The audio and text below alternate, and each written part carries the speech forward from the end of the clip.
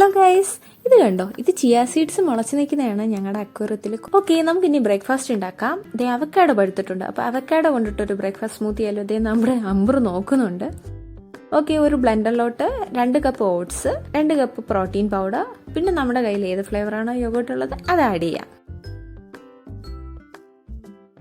പിന്നെ ഇതിലോട്ട് നമുക്ക് ഡ്രൈഡ് ഫിഗ് ആഡ് ചെയ്യാം 2 എണ്ണം, പിന്നെ കുറച്ച് വാൾനട്ട്, കുറച്ച് റൈസിൻസ്, കുറച്ച് ആൽമണ്ട്, പിന്നെ കുറച്ച് കുരുകളഞ്ഞ ഡേറ്റ്സ്.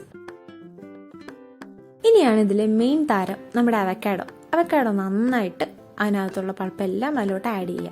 അതിനുശേഷം നമുക്കിനി ഇതിലോട്ട് മിൽക്ക് ആഡ് ചെയ്യാം. ഞങ്ങൾ ലോ ഫാറ്റ് മിൽക്കാണ് ആഡ് ചെയ്യുന്നത്. പിന്നെ കുറച്ച് ഐസ് ക്യൂബ്സ് കൂടെ ഇട്ടിട്ട് നന്നായിട്ടൊന്ന് ബ്ലെൻഡ് ചെയ്യുക.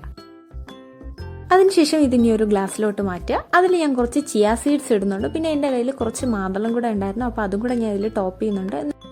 എന്നിട്ട് ഒരു 10 മിനിറ്റ് വെച്ച ശേഷം നമുക്കിത് കഴിക്കാം. നല്ലൊരു ഫില്ലിംഗ് ആണ്, വളരെ ഹെൽത്തിയും ആണ് കേട്ടോ.